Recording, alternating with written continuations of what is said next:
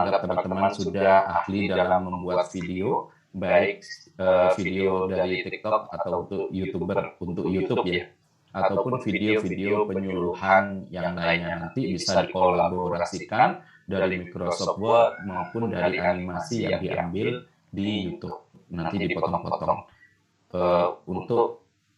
Untuk editornya apa Pak? Untuk editor videonya kemarin sudah dicontohkan bisa pakai Adobe Premiere kalau laptopnya high speed, tapi kalau rendah bisa pakai Wonderful Filmora ataupun bisa pakai headphone.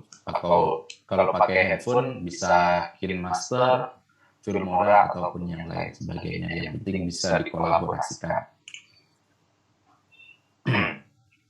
Sebelum kita lanjut ke sana, sebelum kita lanjut tentang materi bagaimana cara mendesain sebuah video yang bagus, kemarin kita sudah belajar tentang Microsoft Word, kemudian bagaimana membuat citasi, kemudian memasukkan daftar pustaka, kemudian saya sebelum masuk ke sini saya ingin mengkomplitkan sekalian, jadi bagaimana sih cara agar kita itu tidak terkena plagiarisme. Jadi bagaimana sih cara ngeceknya sih? Seperti itu. Kebanyakan kok plagiarisme, ini kok plagiarisme, mungkin nanti kalau dikoreksi dosennya, kok plagiarisme sih? Terus bagaimana cara saya agar tidak plagiaris? Nah itu biasanya teman cukup kesulitan mau bertanya sama dosennya, juga segan nanti iya gitu, nanti dibetulkan ya iya sampai pulang, sampai kos-kosan atau sampai rumah pusingnya 7 keliling sehingga terbengkalai. Nah, bagaimana cara mengecek plagiasi? Itu kalau saya biasanya menggunakan tool gratisan. Bisa pakai smallceotools.com ataupun biasanya saya memakai CEO Magnifier.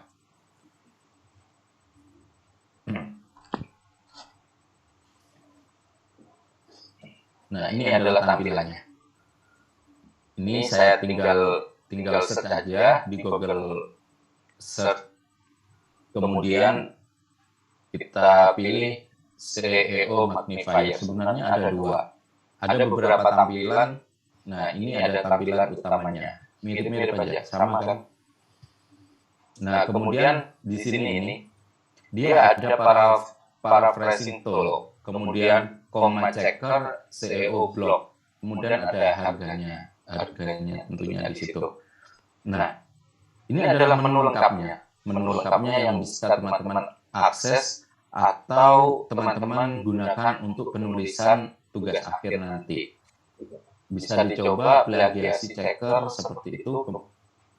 Nah, karena dia sifatnya gratisan, maka sekali pencarian, sekali pengecekan, dia tidak boleh lebih dari 1000 kata per pencarian. Jadi harus dipecah. Misalnya aja saya ini untuk mewujudkan pembangunan. Ini ada di contoh skripsi yang kemarin. Ini sebesar apa sih tingkat plagiarismenya kayak gitu.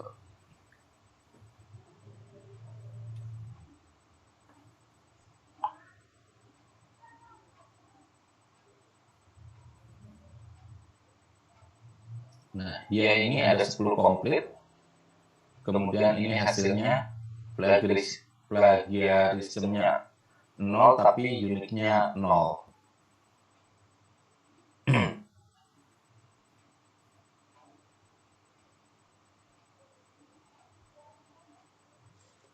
Ini untuk petunjuk penggunaannya.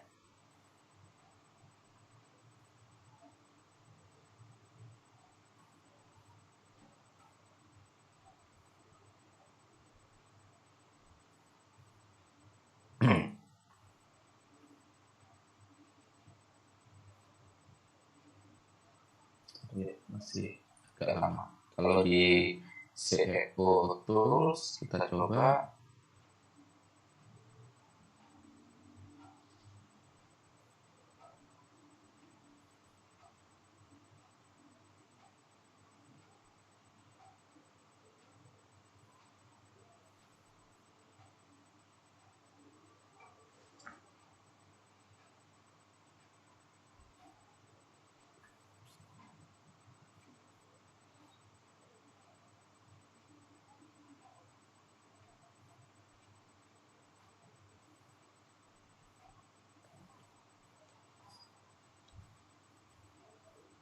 Saya sambil teman-teman coba ya, diketik CEO magnifier, munculnya paraphrase.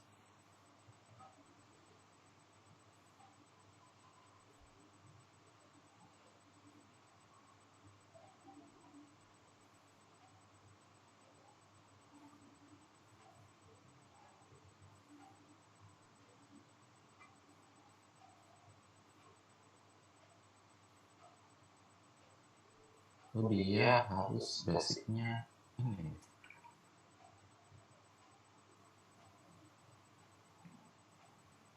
Kalau saya pakainya Authenticated karena kebetulan ada ini ya, ada tools dari kampus yang berbayar yang bisa dipakai gitu.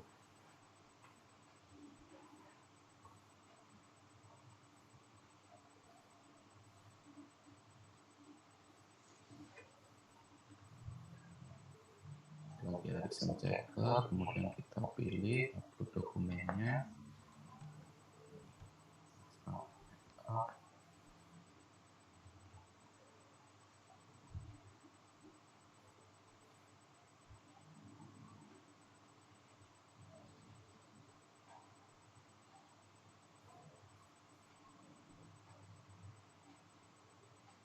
Nah, sini dia tidak muncul.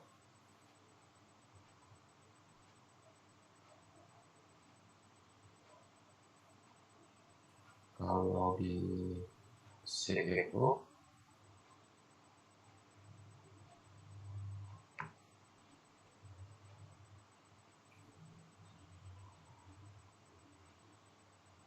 kalau di small CEO tools itu dia malah dia ada keterangannya good gitu. Kemudian kita coba download reportnya.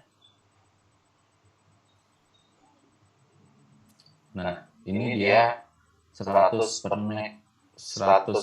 unique. Dia satu unique sentence kayak gitu. Dia bisa dipakai. Tapi kalau tidak bisa dipakai, kita coba yang di paraphrasing tools.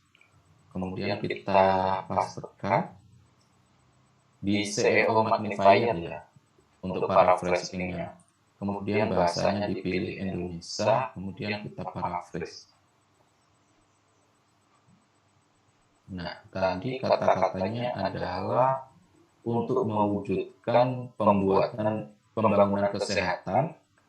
Nah, dia diparaphrase dengan cara mensinonimkan kata yang kemungkinan dia sama maknanya gitu. Untuk dia sinonimkan menjadi buat mewujudkan pembangunan kesehatan tersebut dia tidak disinonimkan, maka pemerintah perlu menggerakkan pembangunan ini yang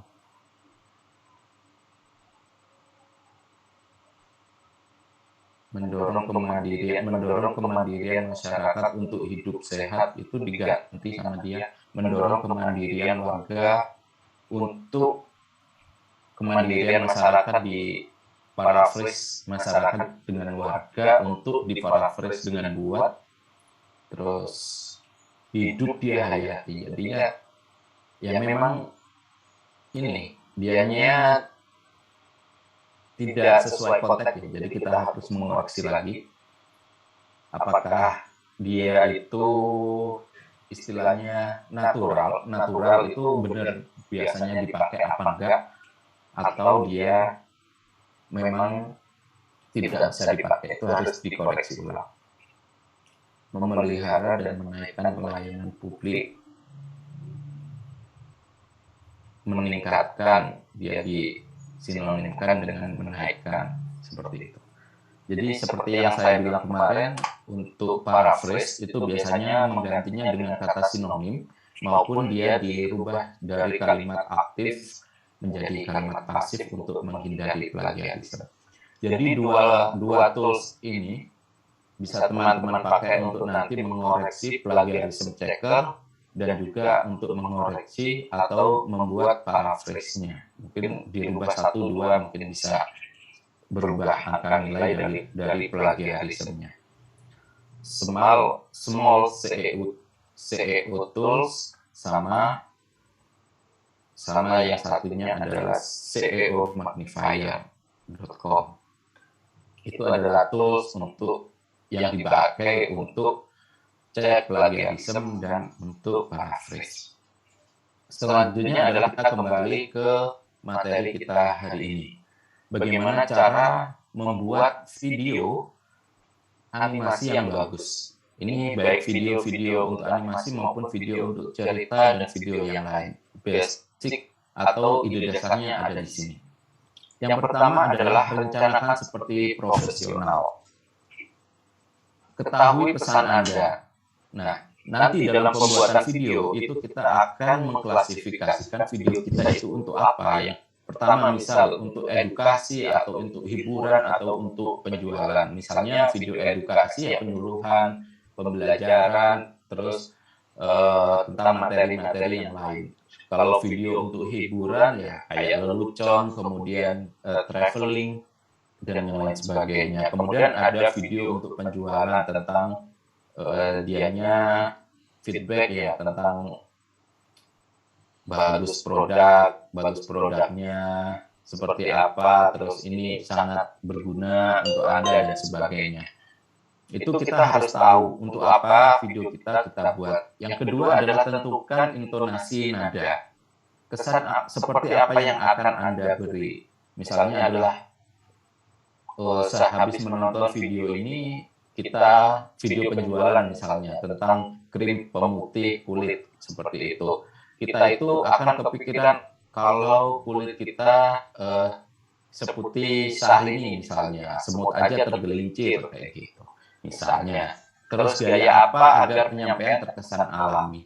Sehingga ketika kita teringat terus kita memberi kesan wah harus beli krim itu agar seperti Syahrini dan sebagainya. Kemudian kita harus mendukung dengan gaya apa? Gayanya itu meyakinkan dan terkesan alami, tidak dibuat-buat. Kemudian intonasi yang berikutnya adalah siapa audien Anda. Tentunya audiennya adalah orang-orang yang ingin kulitnya putih seperti itu. Terus misalnya kalau audiennya adalah orang Afrika seperti yang mayoritasnya kulitnya sedikit lebih gelap, nah, seperti apa ya? Memungkinkan nggak kita apakah bisa uji coba sehingga kelihatan alami apa enggak?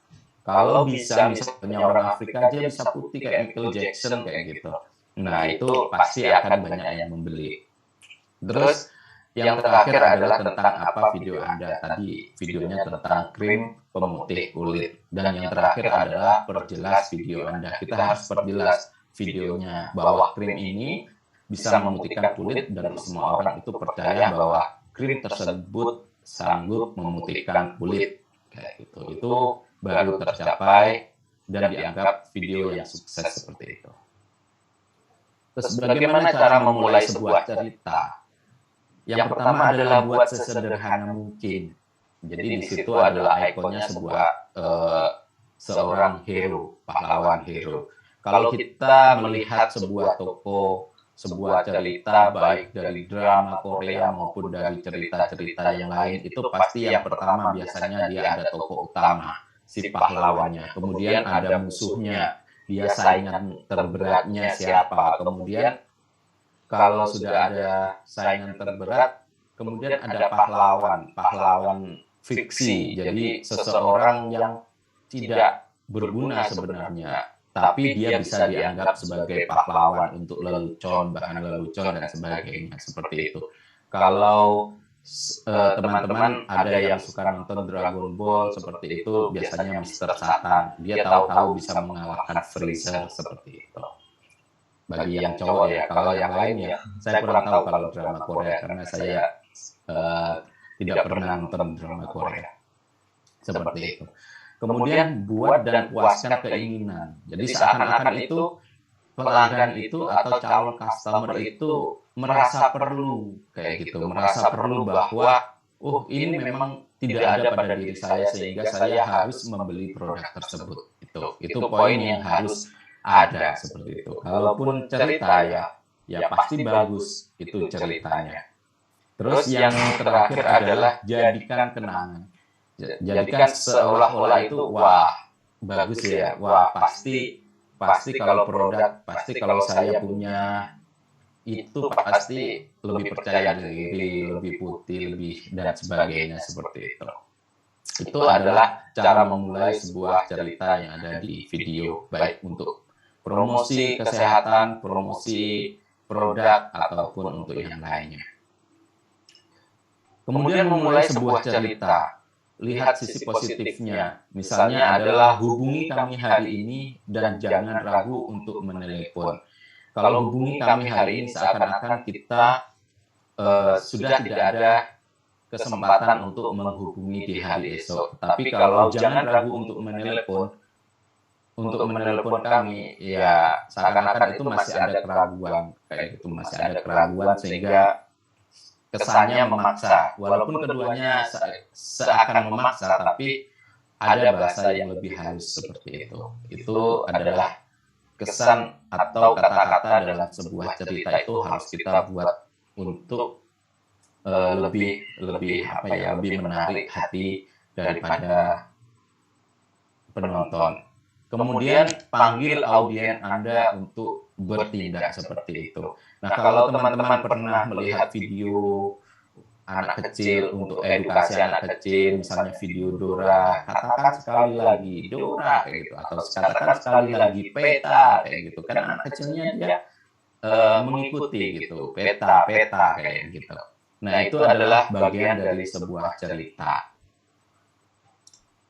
Kemudian gimana sih cara membuat konten? Yang pertama adalah googling tentunya. Kita saat ini hampir 99% untuk kebutuhan digital itu memerlukan Google ya. Jadi Google kalaupun lumpuh sudah habis sudah. Seakan-akan dunia kembali menjadi nol. Kayak gitu. Nah, yang pertama adalah googling tentang kebutuhan konten kita. Kalaupun sudah sesuai roadmap atau sudah sesuai rencana, kemudian kita pilih gaya dari video kita. Nah, video-video seperti Dokter Atta misalnya, dia kan kata-katanya keras, bang kayak gitu. Terus kemudian beda lagi dengan videonya Raffi Ahmad. Kemudian beda lagi dengan Atta Halilintar. Nah, mereka semua itu punya gaya bahasa, gaya pembuatan video tersendiri. Tetapi hebatnya lagi penggemarnya itu tidak kabur, walaupun gayanya beda, tetapi mereka enjoy seperti itu karena setiap orang memiliki gaya dalam penyampaian dan gaya bahasanya yang sendiri-sendiri.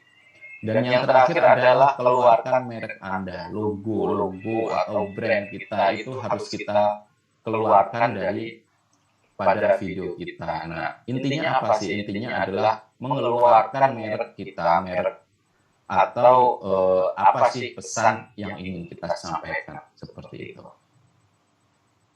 Kemudian yang tak terkalah penting di sini adalah pemilihan palet atau warna. Kalau dilihat video-video itu kan dia memukau karena pemilihan warnanya bagus, efek-efeknya, misalnya efek bagaimana peluru itu bisa ditembakkan dan menembus jantung, misalnya. Kemudian Iron Man, bagaimana efek dia berubah menjadi robot, kemudian pemilihan warnanya, dianya sangat memperhatikan ini. Mereka tidak asal-asalan memilih warna, tetapi memang disesuaikan dengan topik cerita mereka seperti itu. Misalnya adalah bagaimana pewarnaan di planet Mars, kemudian bagaimana pewarnaan di bulan, kemudian bagaimana pewarnaan kalau dia flashback masa lalu, itu biasanya hitam putih atau dianya diganti warnanya agak lebih ini ya, lebih kurang bagus hasil videonya seperti itu. Memang dibuat seperti itu karena itu untuk menunjukkan flashbacknya. Kemudian yang tak terkalah penting adalah tentukan font Anda ini. Kalaupun dia harus ada huruf atau kalimat untuk mengajak, itu biasanya dia akan dibedakan mana yang besar, mana yang kecil, penetaannya, penataannya juga diatur sedemikian rupa sehingga pesan yang ingin disampaikan itu kembali apa atau sampai kepada pembaca, misalnya dakdikduk kayak gitu, ada tulisan dakdikduk dan yang lain sebagainya, itu dia disertakan tidak besar dan dia dibuat agar semua orang bisa melihat tanpa menghapus unsur dari gambar atau video yang ada. Kemudian letakkan semuanya, maksudnya adalah taruh semuanya pada tempatnya, di mana gambar itu berada, di mana logo berada,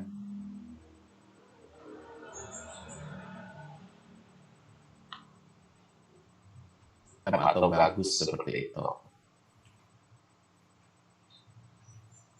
Kemudian dari semua yang ada itu kita harus mengatur waktu dengan yang benar.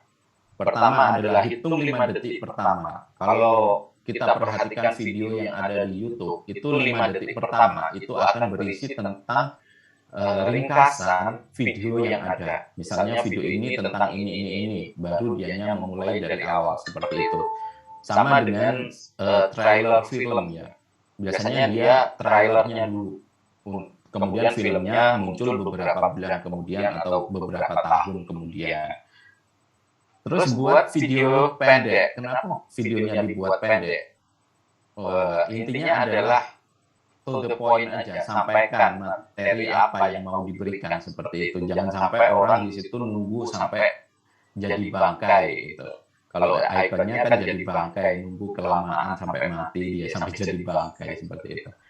Nah, itu hanya ilustrasi aja. Kemudian perjelas alirannya. Itu kita harus buat storyboardnya. Jadi tetap kita harus jadi ini ya.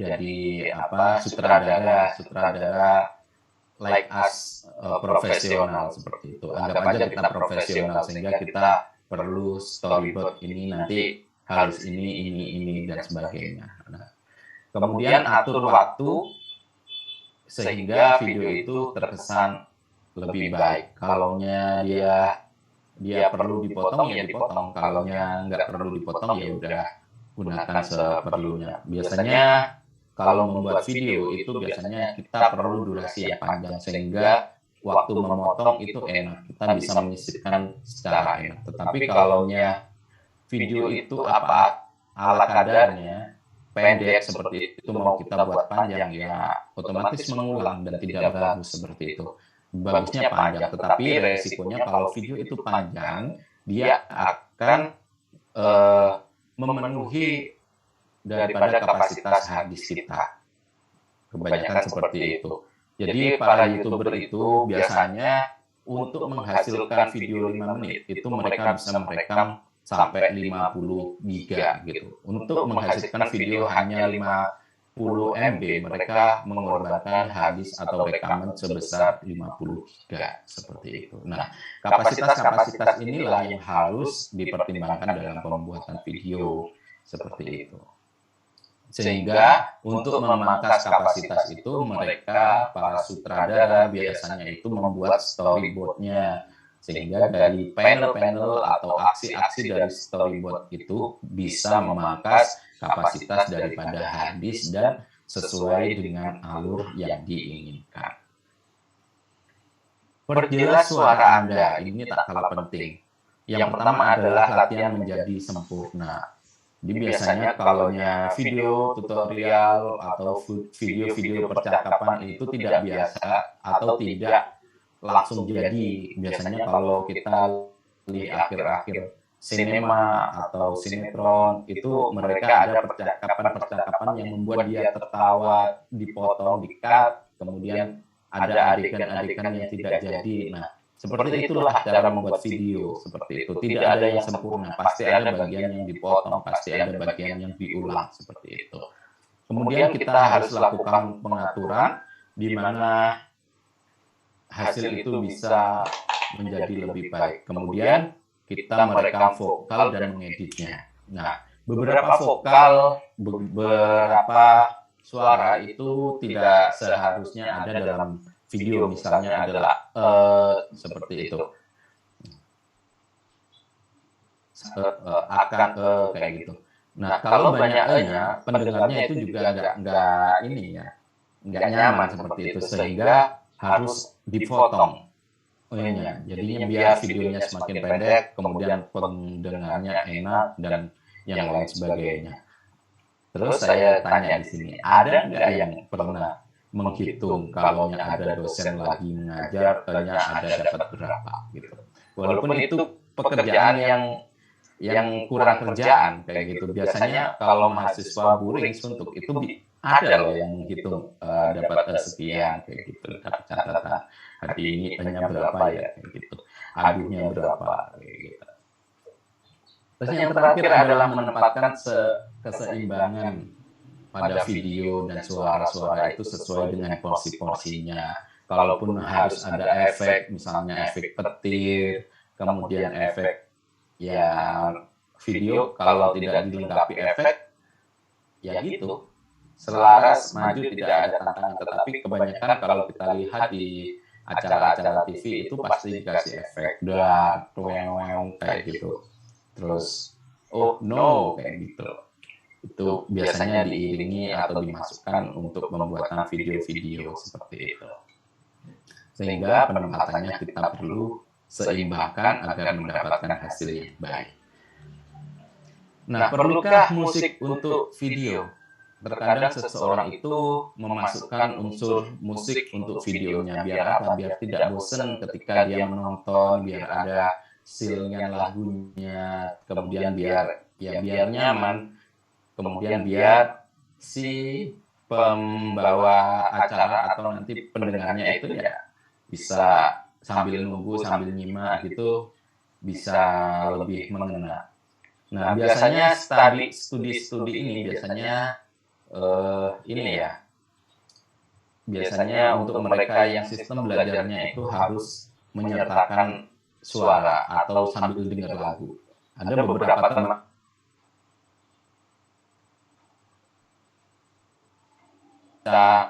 ini terekam dengan bagus, tidak bisa konsen, tidak bisa masuk ke dalam pikirannya. Tapi dengan adanya lagu, biasanya sambil pasang headset, kemudian belajar, dan yang lain sebagainya, dia lebih cepat masuknya. Nah, ada seseorang yang seperti itu, sehingga unsur musik pun diperhatikan dalam bentuk video. Yang pertama adalah pilih lagu Anda, kayak gitu.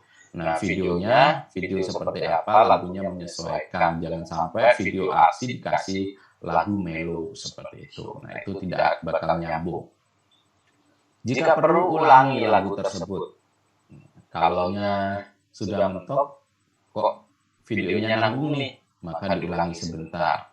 Kemudian pilih waktu yang tepat. Ini biasanya untuk nada-nada atau musik-musik sisipan kapan waktu yang tepat. Misalnya waktu dikemplang pakai bata kayak gitu. Kemudian muncul video kayak gitu. Nah, ataupun terpeleset dan sebagainya. Nah, itu penempatan musik-musik itu harus sesuai.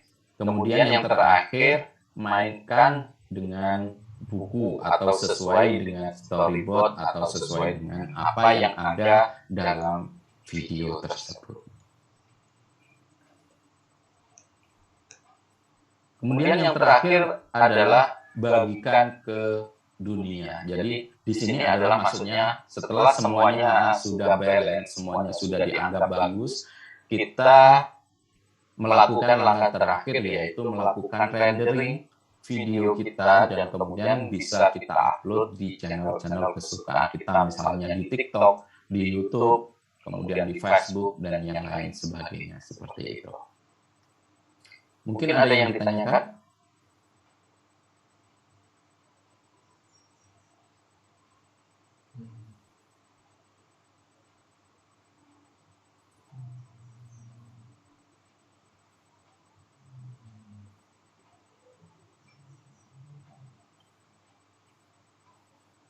Itu adalah materi kita ke-7 ya, ke-7.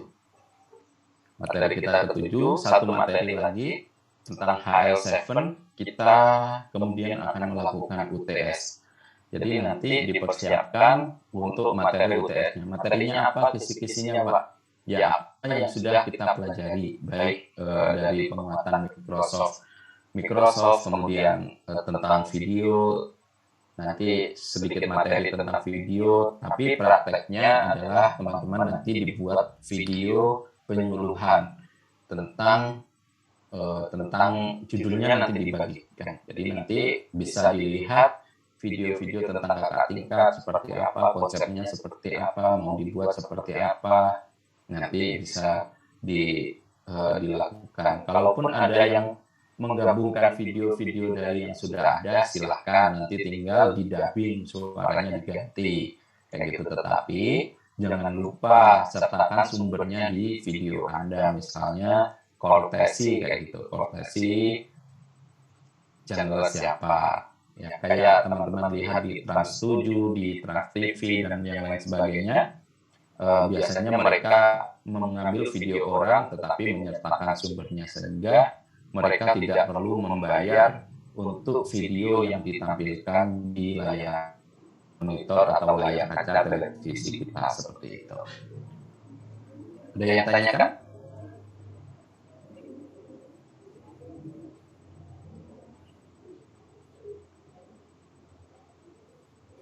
Apapun boleh ditanyakan ya. Pak, ini Boleh. Apa kan si per 1000 kata, Pak? Oh, yang untuk ini ya, plagiarism checker. Plagiarism checker tadi itu dibatasi 1000 kata. Tadi bisa terlihat dia di situ batasi semuanya dari kedua tools tersebut dibatasi 1000 kata. Jadi kita tidak bisa melakukan lebih. Jadi kita harus sabar, lakukan sedikit demi sedikit. Ini limit search 1000 word, chat up to 3000 word. Ini untuk yang pro. Jadi kalau kita mau berlangganan, berarti kita harus update menjadi GoPro untuk 3000 katanya. Seperti itu. Biasanya i10 tiket. Nah, biasanya saya menggunakan i10 tiket ini.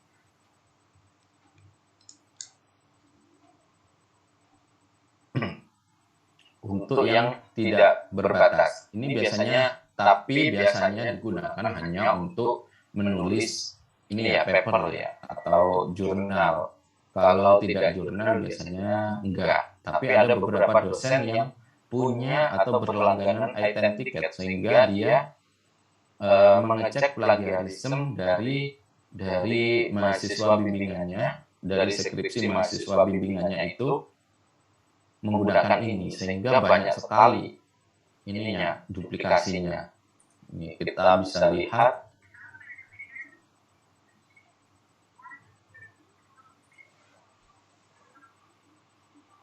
Nah, di sini ada tingkatnya, siapa, yang mana, seperti itu.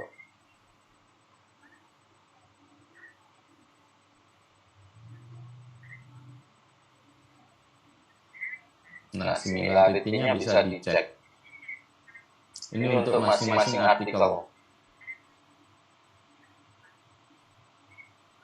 Nah, ini untuk satu artikelnya. Nah, 5%-nya di mana? Nah, kelemahannya tuh di sini biasanya. Dia nama universitasnya itu dia diindexing plagiasi. Padahal kebanyakan ya banyak kesamaan. Kemudian ini jurusan, prodi itu diindeksi juga sama. Jadi kalau dosennya itu tidak begitu paham tentang program ini, gimana caranya agar ini tidak duplikasi seperti itu. Padahal maksimal duplikasi yang diizinkan itu sebesar 60%. Kalau lebih dari 60% itu tidak boleh. Nah, kalau ini tingkat kesamaannya hanya 20%, boleh. Kalau di bawah 60% itu boleh. Kalau di atas 60% nggak boleh. Kayak gitu. maaf 40% apa 60%. Kalau saya sepertinya 40%, di bawah 40% similaritasnya. Jadi tidak sampai separuh seperti itu. Nah, nanti dicek seperti ini. Ini bisa dihapus kalau di item tiket. Nah, kalau dosennya males, ini plagiasinya 28%, hasilnya dikirim. Kemudian kita disuruh memperbaiki. Bingung kita. Padahal nama prodi dan jurusan kita, tapi kok plagiaris kayak gitu. Ya biarkan aja seperti itu. Kemudian judul, kok banyak plagiarisme? Ya pasti kayak gitu.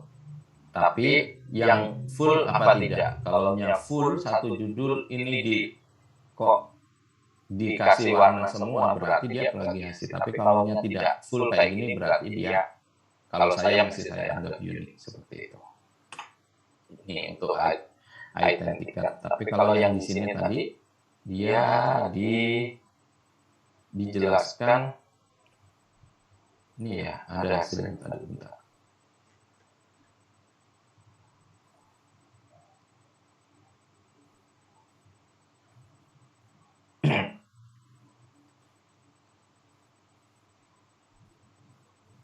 Nah, ini hasilnya. Plagiarism scan report. Ini ada datanya, ada tanggalnya, kemudian ada jumlah katanya 36, karakternya 310. Nah, dia bilang 100% unik. Plagiarismnya 0, 1 unique sentence.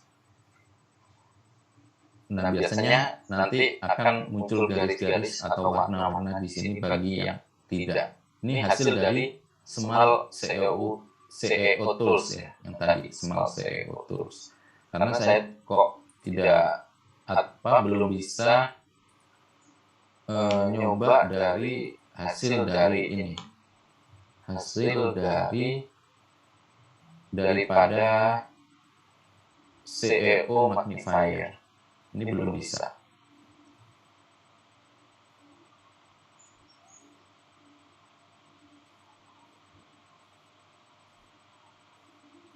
Ini belum bisa lihat hasilnya. Ini cuma dia 10% komplit, plagiarism 0, kan unik. Nanti bisa teman-teman coba sendiri. Harusnya dia muncul.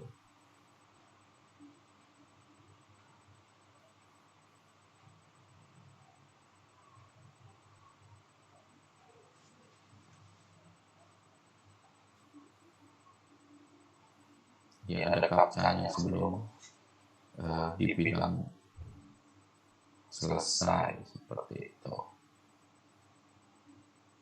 Tapi mana?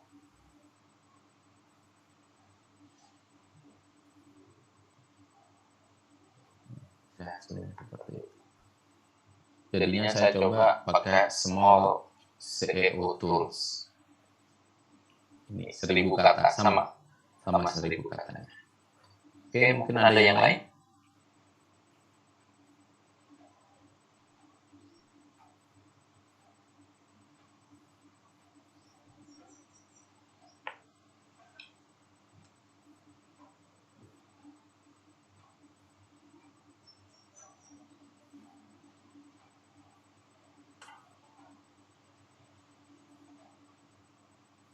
Bapak mau nanya.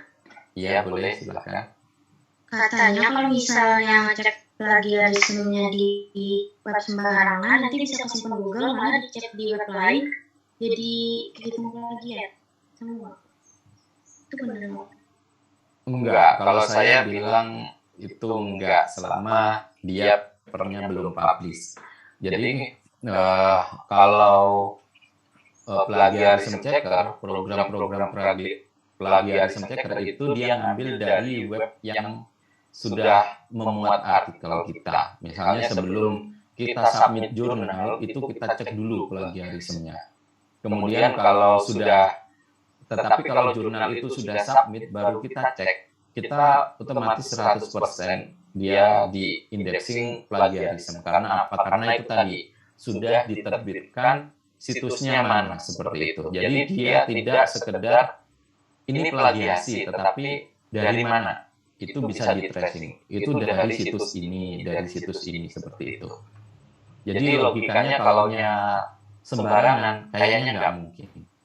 Tidak akan mungkin seperti itu karena dia walaupun diambil dari misalnya item ticket, tetapi item ticket itu kan tidak mungkin dia bilang ini plagiarisme dari item ticket. Lah, item ticket itu ini alat untuk ngecek kok plagiarisme dari situ, kan nggak mungkin seperti itu.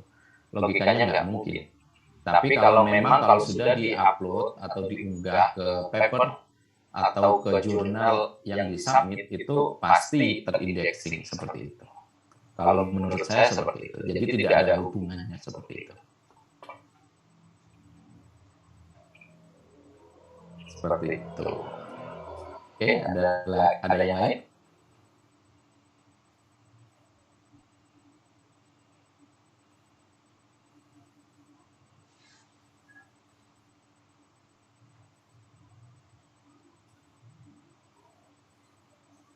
Kalau tidak ada pertemuan hari ini saya cukupkan ya.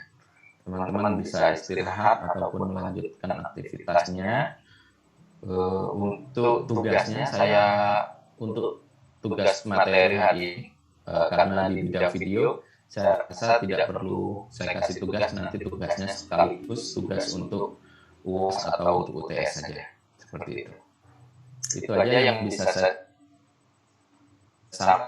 bermanfaat. Salah khilaf mohon maaf, saya akhiri. Assalamualaikum warahmatullahi wabarakatuh. Waalaikumsalam.